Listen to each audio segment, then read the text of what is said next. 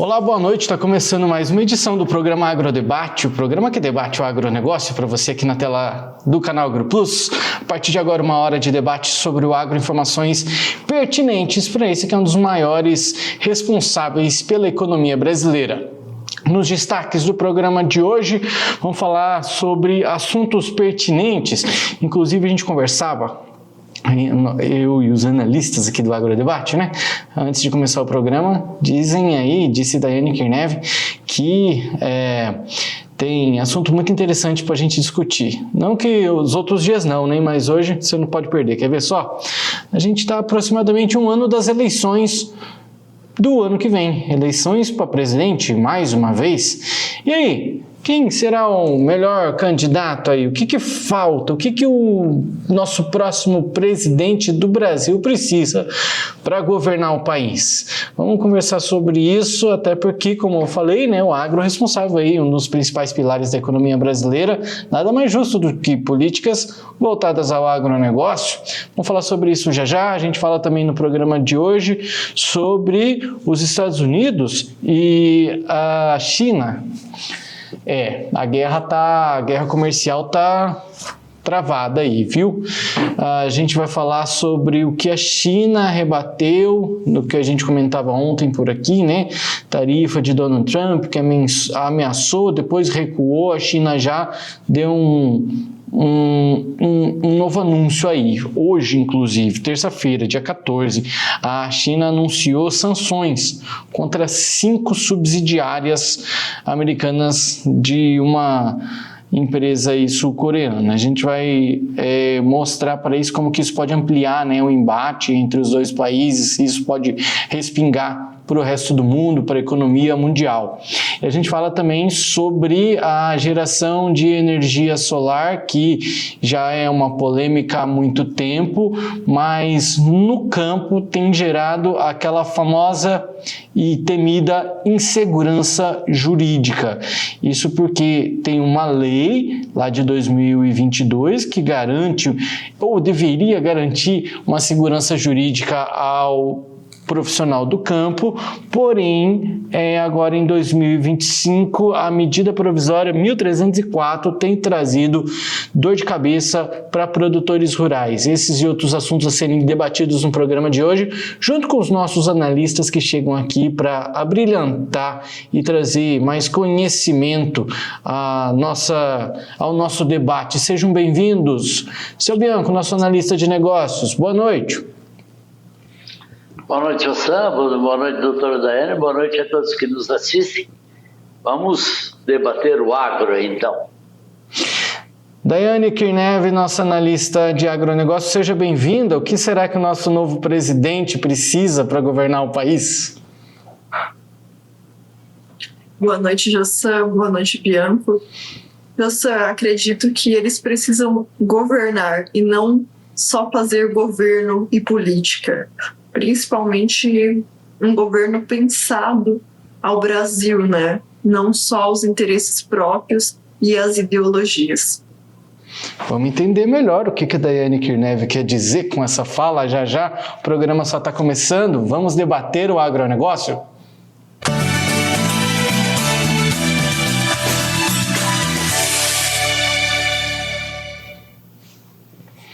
Bem, amigos e amigas, a gente começa com uma boa notícia para o estado de Mato Grosso. Mato Grosso está em destaque aí com 4 cidades entre as 15 com maiores taxas de pessoas empregadas no país. Do ranking, com 15 cidades, 4 são do estado de Mato Grosso. Tem outros números também que favorecem, que é como, por exemplo, a participação, né, do percentual do rendimento, né, de todos os trabalhos aí na composição da renda familiar, que deixa também Mato Grosso aí numa posição muito boa. Vamos entender esses números, né, já que como eu disse primeiro, e agora eu complemento a informação que está em destaque no site AgroOlhar, que diz que Mato Grosso tem 4 cidades entre as que possuem as maiores taxas de pessoas empregadas no país. O estado, ele também é o primeiro no ranking que coloca o rendimento do trabalho. E não são fontes como programas do governo, viu? Como principal fonte de composição de renda de famílias. Os dados são do IBGE de 2022, porém com o passar do tempo, né, essas informações que foram colhidas, elas vão sendo estudadas, trabalhadas, e aí foi divulgado, esses números foram divulgados na semana passada, na quinta-feira, dia 9. Nesse ranking, sobre o nível de ocupação de pessoas de 14 anos ou mais, a gente tem aí a tabela 1, Paulo, para a gente colocar na tela, mostra aí então as pessoas a partir de 14 anos. O IBGE destaca 15 municípios com as maiores taxas, sendo que 4 são de Mato Grosso. Quais são eles? Deixa eu abrir aqui para eu ver aqui. Serra Nova Dourada está lá em 3º lugar, Sapezal em 7º lugar, Nova Mutum em 10º lugar e Ipiranga do Norte em 15º lugar. Então, nesse ranking com 15 cidades que mais empregam pessoas a partir de 14 anos, né? Nós temos 4 que são do estado de Mato Grosso. Seu Bianco, quando a gente fala de números assim, a gente está falando de oportunidades, a gente está falando de geração de emprego, de economia e dinheiro girando, mais ou menos isso? Exatamente isso, Jossan, e provando de que o agro está bombando, porque todas essas cidades aí, elas são principalmente, a sua atividade principal é o agro. Então isso prova de que o agro, ele dá emprego, ele dá renda, ele dá uma atividade pessoal, e além de gerar isso para a própria comunidade, para essas cidades ou para a sua cidade, o agro gera alimento para o mundo. Então, são inúmeros benefícios de que o agro ele traz para toda a população mundial. Apesar de que o agro, principalmente do Mato Grosso,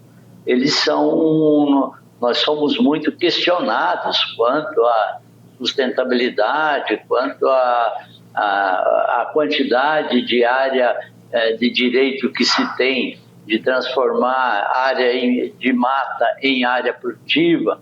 Então, tudo isso, mas isso tudo, no meu entender, são questionamentos e interesses comerciais. Tem gente que não tem a capacidade e a competência que o agro mato-grossense tem, aí eles ficam arrumando questionamentos para quê? Para tentar tirar o poderio e o mercado desse povo tão batalhador que é o povo do agronegócio. Lembrei do debate de ontem, né? Falando que no Brasil não pode ter milionário, bilionário, né? Não pode ter gente rica porque tem gente querendo podar aí as qualidades. Daiane Kirneve, alguma ligação com isso também, com esse assunto para você? Gestão, a gente tem um ponto de vista que realmente, às vezes, até preocupante, né? Um estado em desenvolvimento e que tem mostrado que o agronegócio ele não é só sustentável, mas rentável, né? Porque ele traz oportunidades também para o estado inteiro, né? Então, um estado que está aí, um estado super jovem, que está competindo com estados até como São Paulo, né? E está ganhando. Então, a gente vê que isso é basicamente devido ao agronegócio que tem gerado sustentabilidade, empregos e trazido oportunidades até para jovens, né? E ter uma rentabilidade muitas vezes melhor do que, às vezes, aqueles que estão lá em grandes centros. E essa é uma função social também do agronegócio, né? Quando a gente fala em trazer empregos, em gerar empregos, vai melhorar a qualidade de vida das famílias também, que estão empregadas direto ou indiretamente no agronegócio. Porque as cidades que têm o agronegócio, elas recebem também o imposto, Jossan, que circula ali daquela mercadoria, daquela produção. Então, consequentemente, a qualidade de vida é melhor. Daiane, os dados eles também mostram que Mato Grosso é o principal estado onde a maior fonte de renda é composta pelos trabalhos e não por outras coisas, como por exemplo aluguel, o que mais que a gente tem aí, benefícios do governo, né? entre outras coisas que possam compor aí a renda. E dos 10 municípios, olha só esse número sim que ele é realmente muito surpreendente. Eu vou pedir para o Paulo colocar na tela também a segunda tabela. Dos 10 municípios com maiores participação de rendimento de todos os trabalhos na composição da renda, ou seja, a renda da pessoa é o trabalho, não outras coisas, não querendo desmerecer também uma pessoa que trabalhou a vida inteira e tem alguns aluguéis, mas a gente está mostrando resultados que o trabalhar dá dinheiro.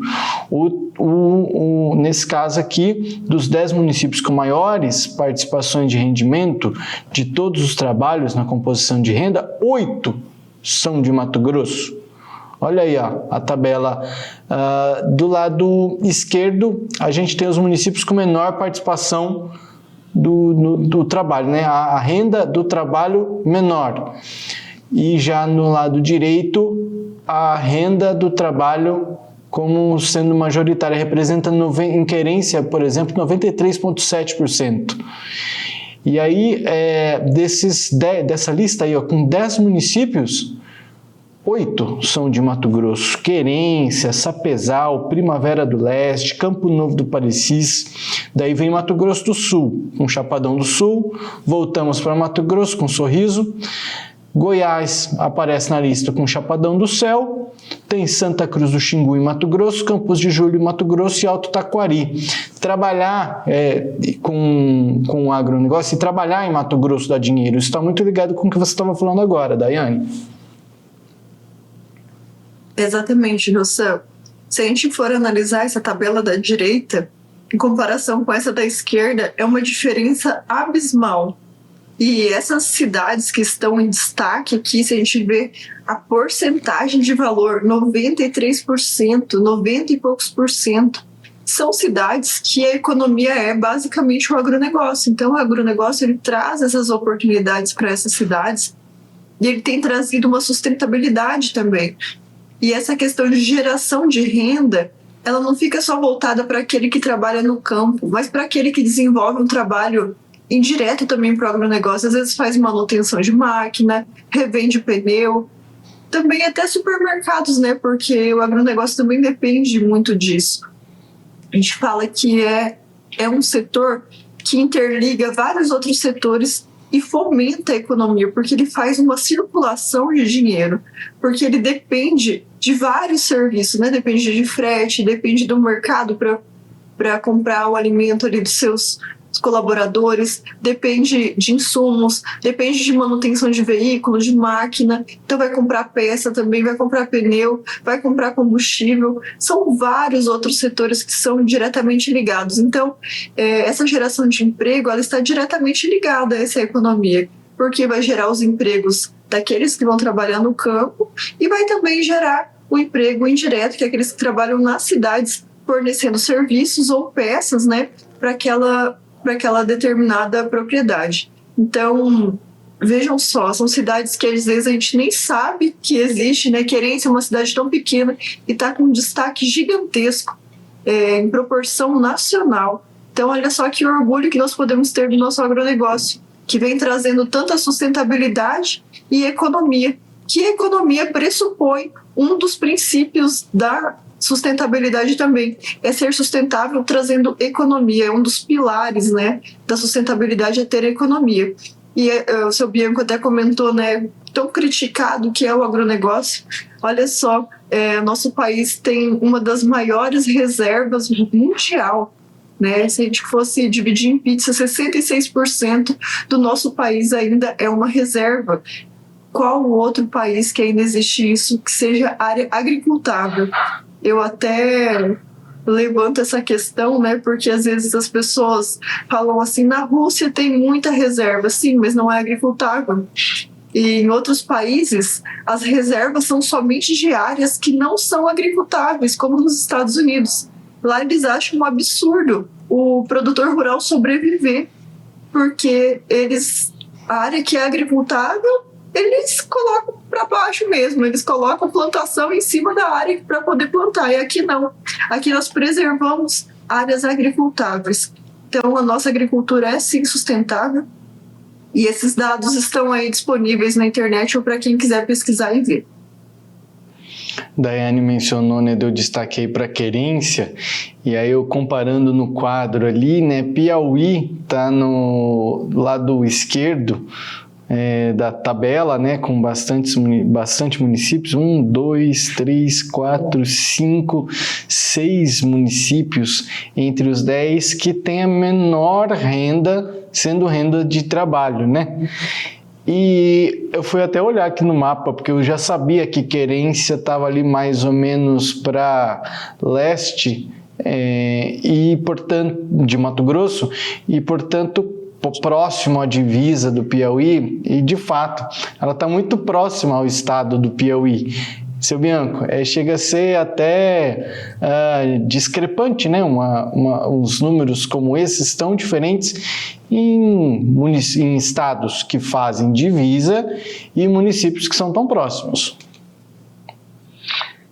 Fissan, realmente é isso. Porém, a gente tem que analisar como que esses municípios do Piauí, eles estão de menor emprego, eles estão mais lá no agreste. O Piauí está tendo uma grande vantagem que perto aqui do Mato Piba, no Mato Piba, estão tendo renda.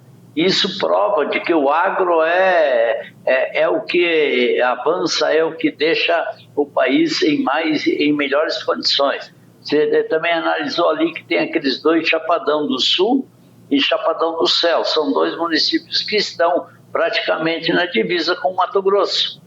E são municípios essencialmente do agro.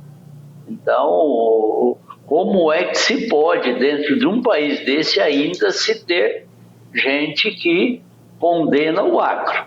Eu queria acrescentar só no comentário da Daiane, no primeiro comentário da Daiane, que ela falou que o agro também gera impostos para toda essa cadeia produtiva, ela gera impostos que esses impostos são destinados para o município, para o estado e para o país. É um pouco preocupante, Daiane, que hoje é assim a divisão, porém com a reforma tributária do ano que vem em diante será taxado mais o consumo. Então, para quem produz muito, como o Mato Grosso, que nós produzimos muito, porém temos pouca população, eles vai ter essa receita de ICMS, dos impostos novos, que não serão ICMS, né? Mas para onde? Para quem consome, tipo São Paulo, tipo esses locais que tem mais gente que vai consumir. Então, nós seremos, entre aspas, penalizados, ou a tributação que irá para nossos municípios e estados será menor, porque vai se prestigiar mais o consumo e não a produção. Isso eu acho que é um grande erro na nova lei tributária que vai vir para o ano que vem. São dados que tem que ficar de olho aí, Daiane. Exatamente, José. A gente já tem essa preocupação com a reforma tributária. Eu sei que foge um pouquinho do tema, mas hoje o que nós temos é um diferencial, né? Nós temos um estado que está pujante graças ao FETAB e tem construído estradas, tem construído casas. Como que vai ser o nosso futuro de geração de impostos para não retribuição desses impostos? Eles não vão chegar a contento mato-grossense, né? Porque, como diz o seu Bianco, ele vai ser sobre o consumo. E aqui, como nós exportamos matéria-prima, essa tributação, muitas vezes, ela vai para outros estados. Então, a gente precisa industrializar o nosso estado, mas não é uma coisa simples para ter um rendimento maior, e também correr atrás para que algumas alterações sejam feitas, porque 2026 já está aí e a reforma já está às nossas portas. Muito bem, amigos. Falando em 2026, o que será que o nosso novo presidente do Brasil precisa para governar o país? Daqui a pouquinho eu chamo vocês de volta para responder essa pergunta. A gente vai fazer um breve intervalo comercial e logo depois do intervalo, 2026 é ano de eleições mais uma vez. Teremos aí que trocar ou não de presidente. que o nosso novo presidente precisa para governar o país? Essa é a pergunta do próximo bloco. A gente fala também sobre guerra comercial entre Estados Unidos e China. E no programa de hoje ainda, energia solar no campo. Aí, ó, tem uma medida provisória que está trazendo novos custos a produtores, trazendo aquela famosa e temida insegurança jurídica. A gente volta já.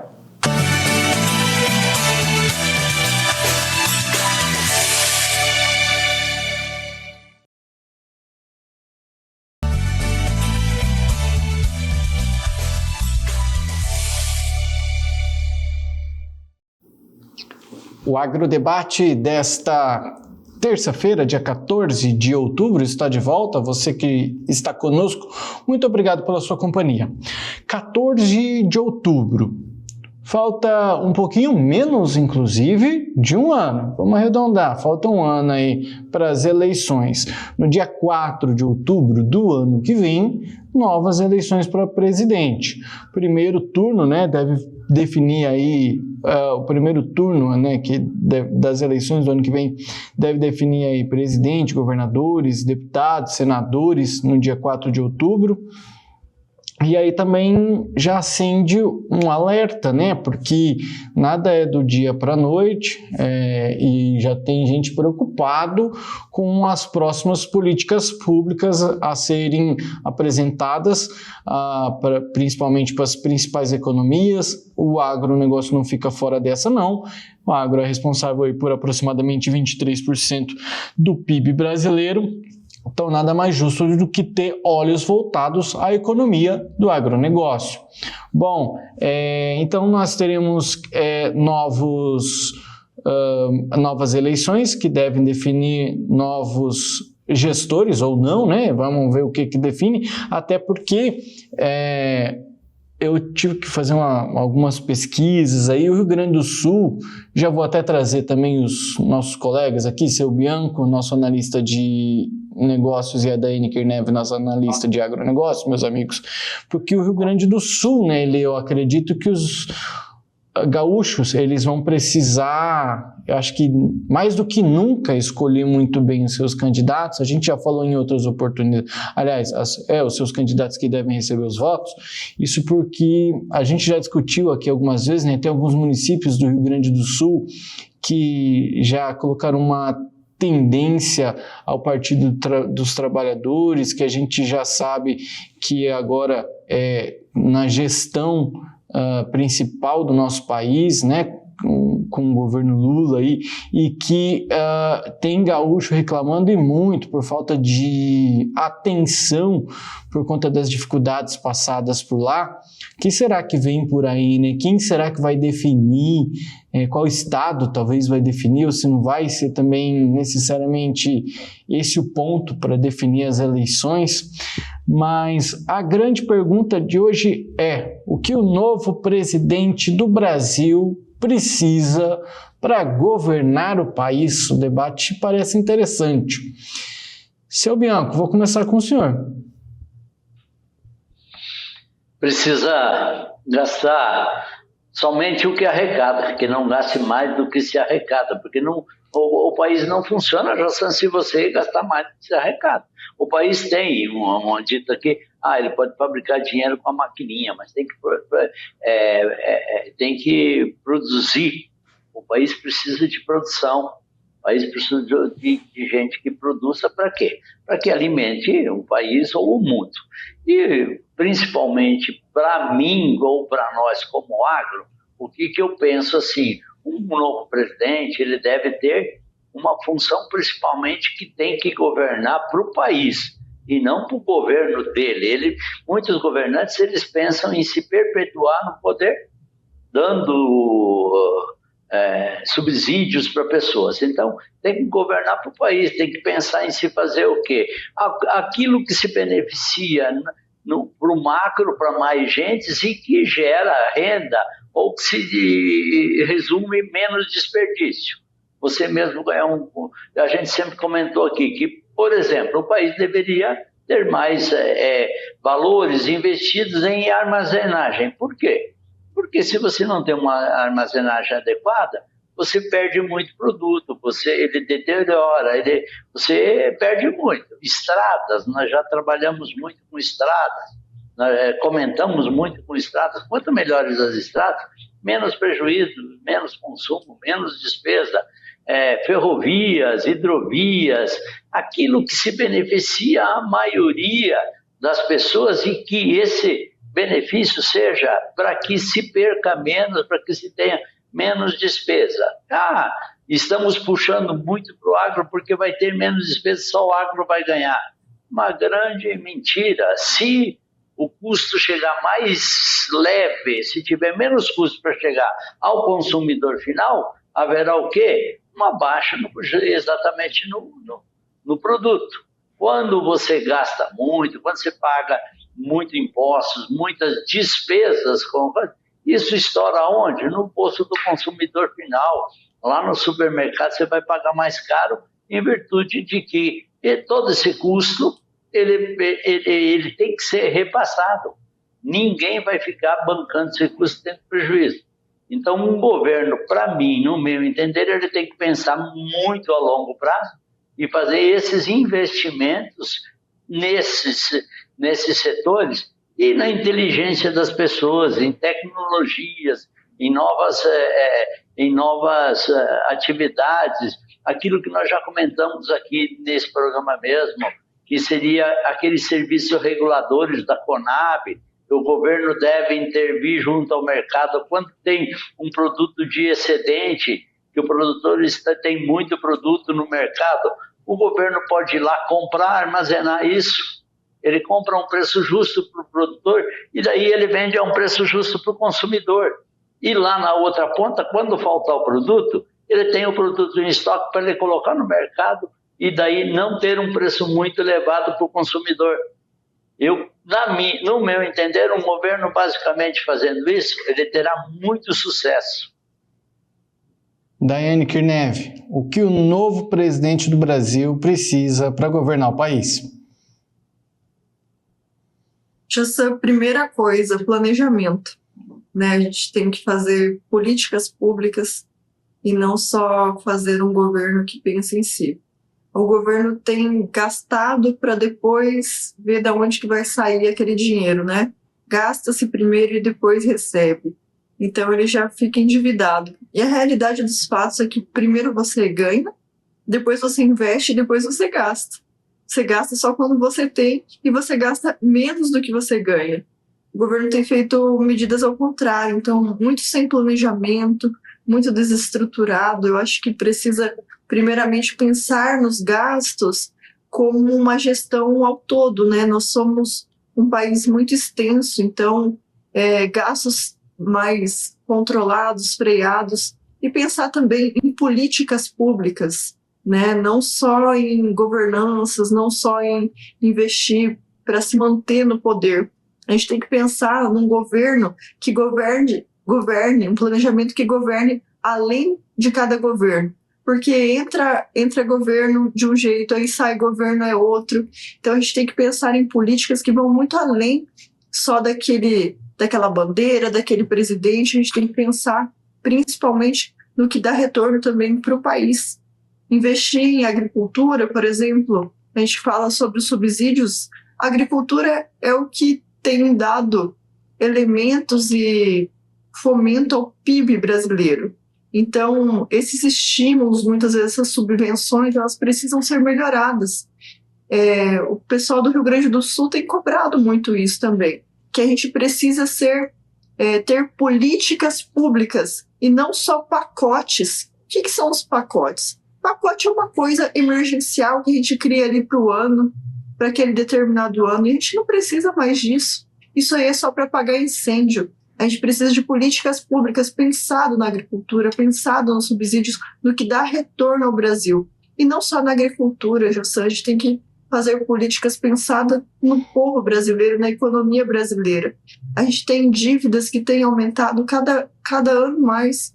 Então, pensar em economia, pensar em gestão e, muitas vezes, né, em raciocinar um pouco mais sobre no que é gasto, se isso tem trazido um retorno efetivo para o Brasil. se isso tem trazido maneiras de deixar o povo brasileiro contente, se tem trazido principalmente desenvolvimento econômico, se tem tirado as pessoas realmente da miséria, ou se só tem afundado as pessoas. A gente tem visto aqui esses dados que vocês trouxeram, que algumas regiões que muitas vezes recebem auxílio, Bolsa Família, elas não se desenvolvem, né, porque acabam ficando muito dependente. Criar mecanismos que dê oportunidade para as pessoas trabalharem e ter uma renda que seja digna para eles exercerem todas as funções, né, ter uma qualidade de vida, eles consigam ter lazer, consigam ter saúde de qualidade. E isso é possível, Jussan. Isso é possível, telespectador. A gente tem uma arrecadação que é gigantesca, cada ano está maior. Vamos ter reforma tributária aí, vai apertar mais ainda no bolso do consumidor, e muitas vezes, né, tira poder de aquisição do consumidor, porque fica mais caro os impostos e as empresas acabam repassando. Então, talvez nem fosse tão necessária uma reforma tributária se houvesse um planejamento e uma reforma governamental, pensando na população não como uma fonte inesgotável, mas sim como uma fonte que pode secar também, né? Porque eu vejo alguns governantes que pensam em cobrar menos impostos para que mais pessoas possam se desenvolver, para que mais pessoas paguem. Eu acho que é aí que está o grande sentido de uma governança de qualidade, pensando na população, no desenvolvimento da população, das indústrias como um todo. No nosso assunto anterior, a gente falava sobre a ocupação, né, dos municípios, principalmente do estado de Mato Grosso, majoritariamente do agro, e acreditamos que seja por isso, né, e está evidente que é por isso que desenvolvem, tem geração de empregos, tem qualidade, tem economia girando. Daiane, eu volto para você para perguntar, a parceria com o agronegócio para esse novo gestor do nosso país deve ser essencial também para manter a economia girando. É essencial e fundamental, Jussan. A gente tem que pensar em toda a cadeia produtiva e na geração de renda, emprego e na qualidade de vida e também em segurança alimentar. Muitas vezes a gente fala em subsídios à agricultura como se fosse algo que o governo estivesse dando ao agricultor, dando ao agronegócio, mas não é. Isso é uma questão de garantia constitucional. Está lá na Constituição Federal, que é garantia para a segurança alimentar, esses fomentos, e muitas vezes esses financiamentos, eles fazem com que a agricultura se mantenha. A gente tem algumas falhas aí no processo, que muitas vezes tem tirado o pequeno agricultor, né, do negócio, porque ele não tem conseguido acesso. E a gente vê que, às vezes, essa falha de comunicação ela deveria ser restabelecida, essa ponte tem que ser reconstruída. Incentivos maiores, como a gente vê nos Estados Unidos, como a gente vê na China, como a gente vê na Europa, elas não são dar ao produtor, mas dar a oportunidade ao desenvolvimento, né? E muitas vezes gerando muito mais renda. Então, é uma maneira de um investimento, porque o produtor ele paga de volta, né? É como se você estivesse investindo em alguém que vai te dar um retorno. Eu vou dar um exemplo aqui simples. Se você fosse uma pessoa que cuidasse de cantor, quando você vê um cantor que é muito potencial, você investir nele ou ruim? Você investir no potencial, e assim é a agricultura. A agricultura é um investimento certo de rentabilidade. Então, dificilmente o agricultor vai deixar de pagar esses financiamentos, esses custeios, porque ele precisa de novo, né?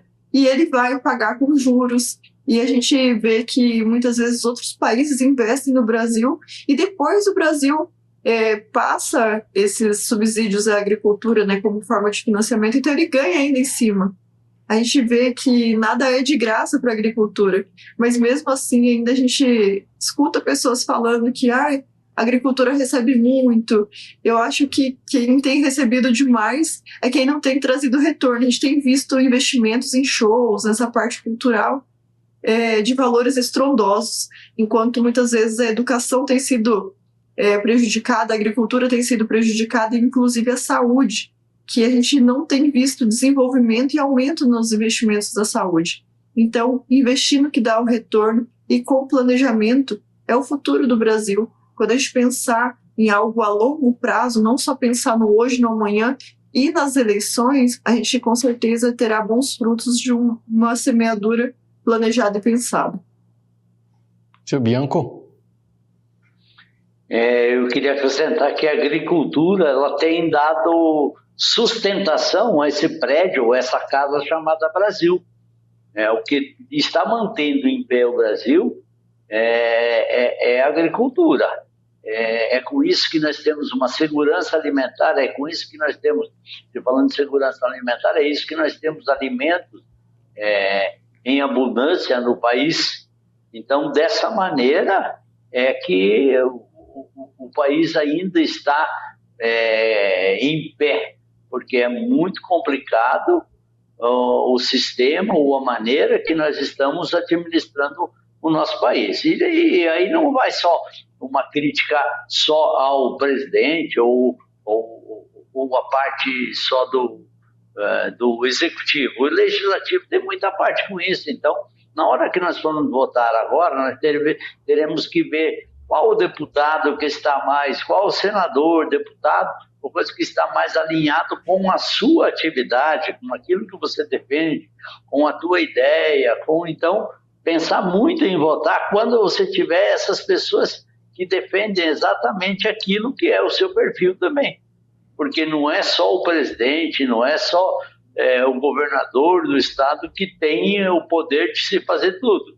Às vezes eles são também dominados ou induzidos por esses setores que é o executivo. Então, dessa maneira, eu acho que nós temos que analisar muito para a gente ver em quem a gente vai votar. E então, outra coisa que eu penso e que eu falo para todo e qualquer eleitor é que quando você ouve que está sendo criado algum imposto, não adianta a gente ficar sorrindo, não, porque esse imposto, quem vai ter que pagar é nós como consumidores. Não, esse imposto ele não fica no meio da estrada, não. Esse imposto ele vai lá no final da mercadoria, ele vai estar embutido esse preço desse imposto que é criado. E hoje os noticiários, o que é que você vê? Os noticiários nacionais aí, todo dia se criando mais um imposto, a necessidade do governo arrecadar mais. Então, nessa posição é que o Brasil está se afundando. Muito bem, seguimos na esperança de um país melhor, com votos mais conscientes aí para desenvolvimento. O Mato Grosso já sabe, né? Então a gente precisa estar de olho e apertar certo aí nas teclas nas próximas eleições. Jussan, Daiane, pode ir? Só uma questão que às vezes a gente fala, né, sobre as eleições, que o Mato Grosso tem que votar certo. Eu acho que o Mato Grosso já tem votado certo, só que a relevância política do Mato Grosso ela quase não é nem levada em conta, porque a nossa população ainda é tão pequena, né? A nossa população do estado inteiro às vezes dá uma cidade do Nordeste em população. E a gente sabe que o voto ele é único, então a relevância política mato-grossense, infelizmente, a gente fica muitas vezes à mercê de grandes centros que não têm muitas vezes esse entendimento, porque não conhece a realidade do campo. Quem mora no Mato Grosso muitas vezes consegue enxergar e ver a realidade da agricultura que traz esse desenvolvimento, mas quem mora nos grandes centros muitas vezes é facilmente influenciado porque não conhece a realidade, né? Então dificilmente a gente consegue convencer uma pessoa que muitas vezes acha que o leite vem lá do mercado, né? Sobre o que é agricultura, o que é sustentabilidade. Dificilmente elas vão acreditar em algo porque elas já escutam aquela notícia falsa sempre a vida inteira dizendo mal do agronegócio.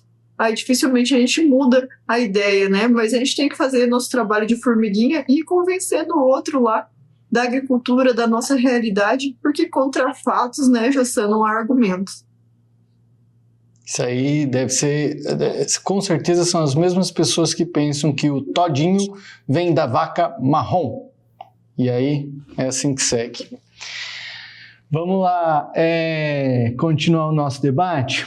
Agora a gente vai mudar para o próximo assunto, que vai ser bem breve, porque eu acho que a gente já discutiu tanto esse assunto por aqui, que eu só gostaria de uma opinião muito breve dos senhores. A notícia é a seguinte: a China reagiu. Eu acho que nós já esperávamos por isso também.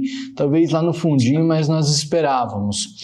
Ontem nós comentávamos por aqui que Estados Unidos havia anunciado na semana passada uma taxa de 100% contra produtos chineses e no final das contas decidiu recuar antes mesmo de colocar a valer esse anúncio. E parecia que as coisas iam se alinhar, mas eu acho que a China não quis deixar barato. A China reagiu, ampliou essa guerra comercial com os Estados Unidos e deixou a tensão aí mais preocupantes. Hoje, terça-feira, as sanções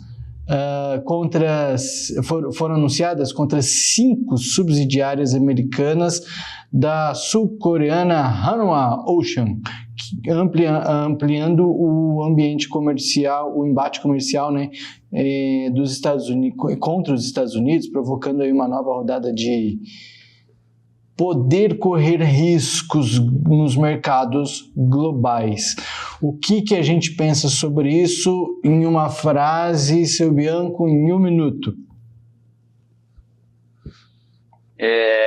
O Trump, a gente comentou que o Trump trucou os chineses. Eu acho que agora os chineses pediram 6. E as cartas vão ser mostradas acho que só dia 31, quando eles se encontrar lá. Não sabemos quem é que vai, se vão pedir destruco, se as duas partes vão pedir para voltar para trás, não sabe? Mas assim como no truco, Daiane, eu vou deixar para você, Daiane, vamos lá, eu acho que você tem uma resposta pronta. Eu até ia comentar, seu Bianco, que ou eu destruo ou sei, ou 12, né? Porque dá para ir até o 12. Vai para o 9, vai para o 12 e um vai rebatendo. Mas será que a gente às vezes pensa, né, sobre essa guerra tarifária e todos os aspectos e às vezes nessa reunião do final do mês a gente pode ter uma surpresa. E Jossã, eu até estou apostando nessa reconciliação desse casal, porque tá parecendo aqueles casais que brigam, discutem, no outro dia voltam, brigam e voltam. Daqui a pouco, a hora que se encontrarem, eu acho que eles acabam voltando, hein? E aí, seu Bianco, veja se vai falar a mesma coisa. Em briga de homem e mulher não se mete a colher, seu Bianco? Exatamente. Se a gente começar a tirar muita opinião aí, quem vai ficar de mal somos nós. Então deixa eles que se virem e pronto, né, José? Muito bem, seguimos aí então. Acho que ninguém sabe muito bem o que deve acontecer, mas a gente segue acompanhando essa briga que não é de hoje e que eu acho que o mundo inteiro já se cansou de ver isso. Tá chato, tá chato de ver isso tudo. Eu acho que o próprio americano também tá nessa, e enfim, a China tem possibilidades aí também eu já li algumas coisas que a China tem um grande plano, talvez, enfim, a gente segue analisando, né? Acho que a Daiane tem alguma coisa para falar, Daiane? Não, José, é exatamente isso. Eu não espero algo tão óbvio deles. A gente, enquanto político, a gente tem que ver os interesses que são maiores. E eu vejo que há um interesse recíproco ali em fazer as pazes. Ambos têm produtos essenciais que eles precisam na indústria, né, que são materiais que não são disponibilizados em nenhum outro local do mundo, que eles possam falar assim, não, eu vou comprar de outro local, de outro país. Então, ali eles ambos possuem interesses que são imprescindíveis para o desenvolvimento industrial deles. José, eu gostaria só de comentar um pouco, porque em virtude dessa briga deles dois, aí a gente comentou muito que a gente poderia ser beneficiado, que o Brasil vendeu muito mais soja para a China, porém, o que ajudou o produtor brasileiro? O preço melhorou? Não melhorou em quase nada.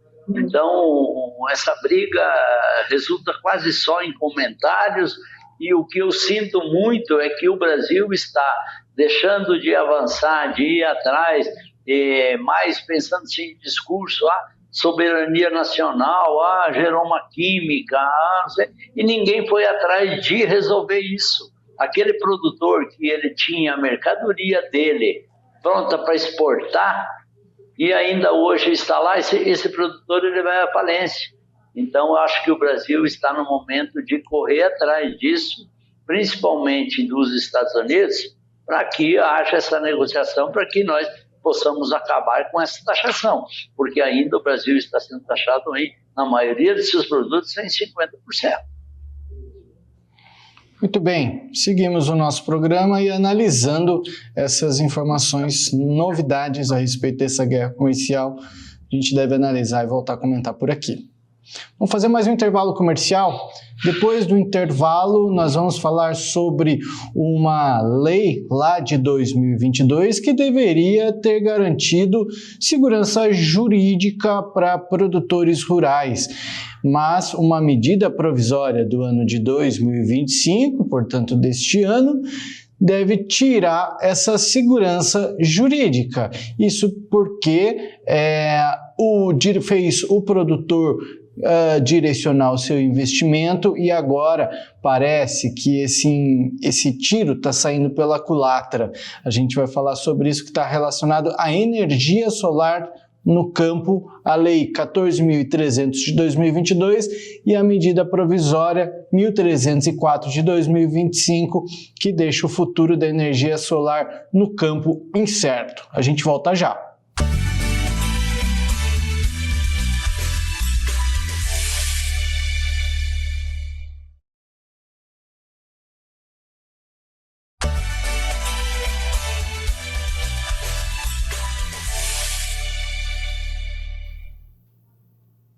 Agrodebate dessa terça-feira, dia 14, está de volta. Obrigado a você que continua conosco. Nosso próximo assunto gira em torno da energia solar no campo e a insegurança que uma lei que deveria trazer segurança jurídica para o produtor rural em relação à energia no campo e agora com uma medida provisória deixa os investimentos incertos. Vamos tentar explicar para vocês de caso o que é que acontece. A Lei 14.300 de 2022, ela foi criada para regular a geração distribuída de energia, ou seja, quando consumidores geram parte da sua própria energia, eles acabam compensando energia com a rede pública. Para os produtores rurais, a lei prevê uma transição gradual para tarifação aí pelo uso da rede elétrica até o ano de 2029, ou seja, para que eles paguem progressivamente por esse serviço de forma previsível, sem rupturas abruptas. E aí a ProSoja, dessa vez a ProSoja Brasil, mais uma vez se manifesta a favor do agronegócio brasileiro e ela afirma que muitos produtores confiaram nessa lei para planejar investimentos em energia solar no campo. E aí fez com que produtores direcionassem seus investimentos. Aí o que é que acontece? Vem a medida provisória, as temidas medidas provisórias, a 1.304 do ano de 2025, portanto desse ano, que traz dispositivos que, segundo a ProSoja, podem prejudicar esse marco legal da Lei 14.300 lá de 2022.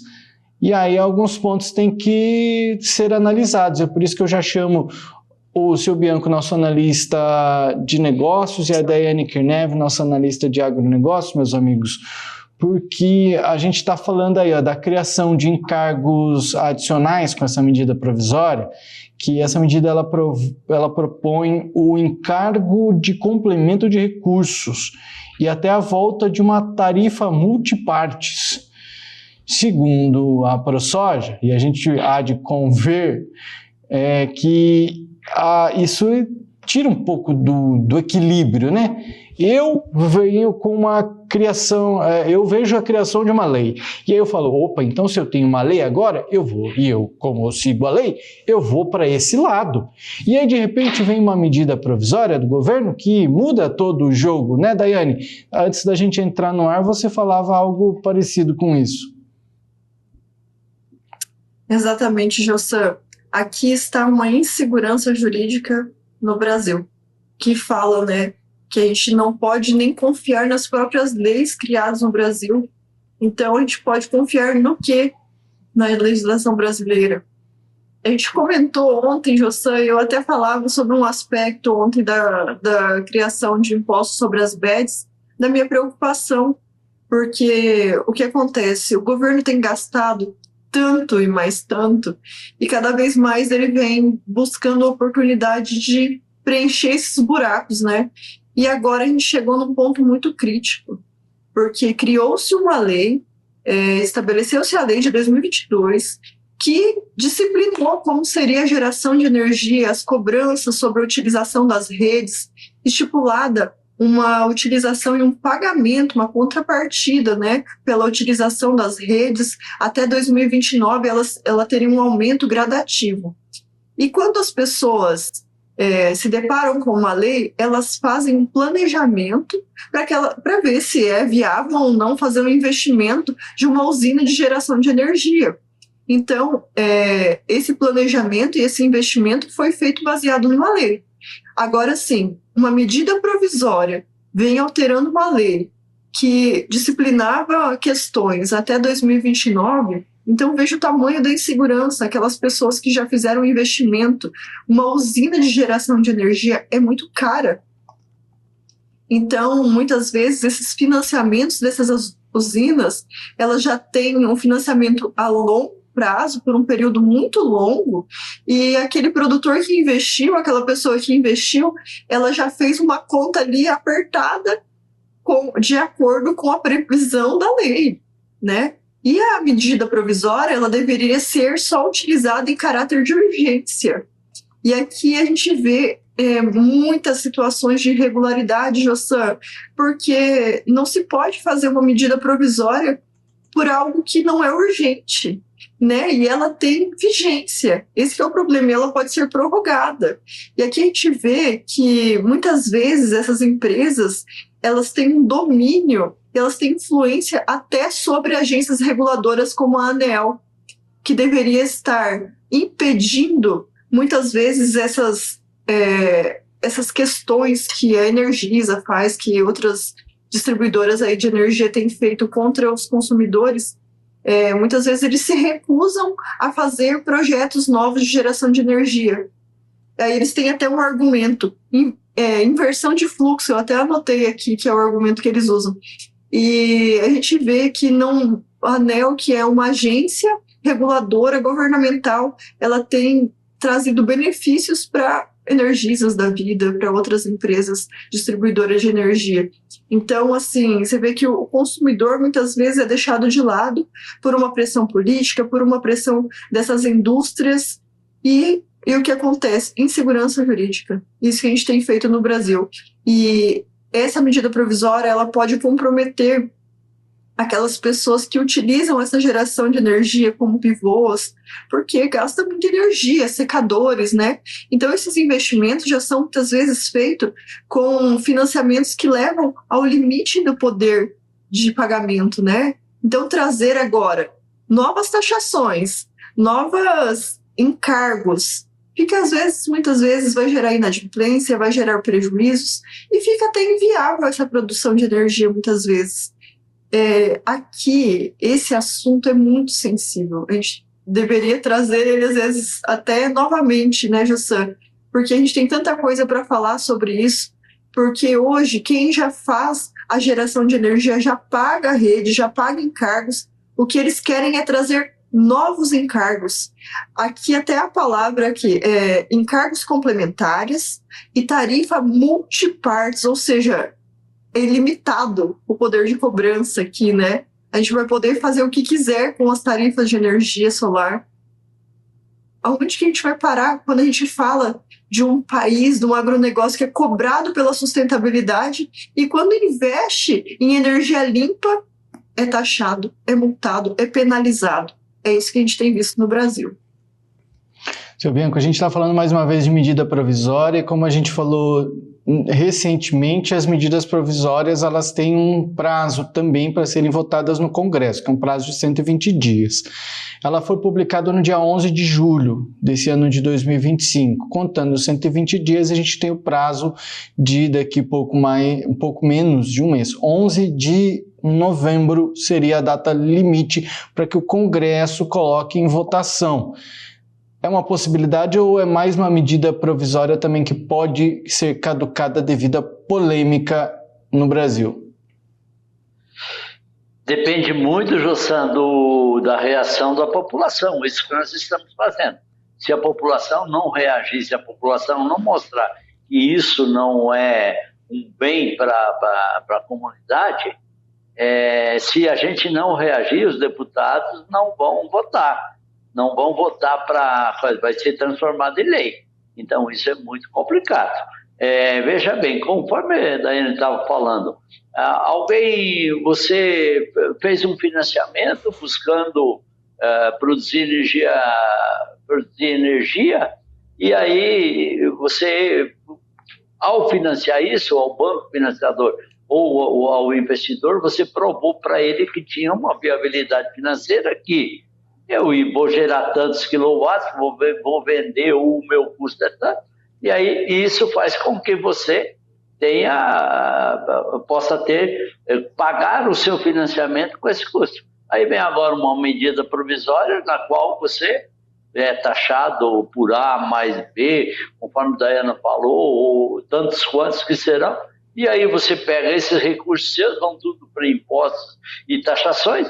E aí, como que você vai pagar o seu financiamento, que foi aquilo que gerou, que te deu condições de você montar essa usina solar ou hidrelétrica?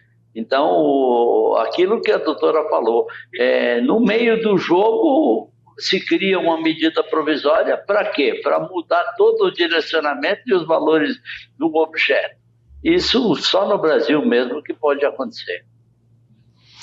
Seguimos analisando, eu acho que nós vamos seguir a sugestão da nossa colega Daiane Kirnev. Infelizmente o nosso tempo acabou. A minha sugestão é para amanhã a gente voltar a debater esse assunto por aqui. Estou aguardando a confirmação também de uma participação que eu acho que pode contribuir para isso também. Era para conversar pelo outro assunto, mas eu acho que pode contribuir para esse também. A gente estende a participação.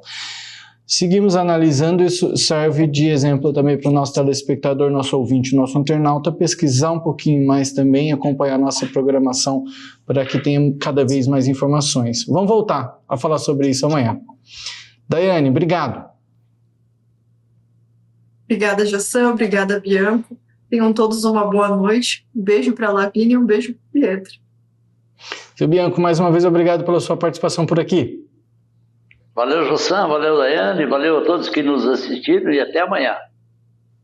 Valeu, amigos. Até amanhã. Uma boa noite para vocês, boa noite a você que nos assiste. Obrigado pela sua companhia, uma ótima noite e até amanhã.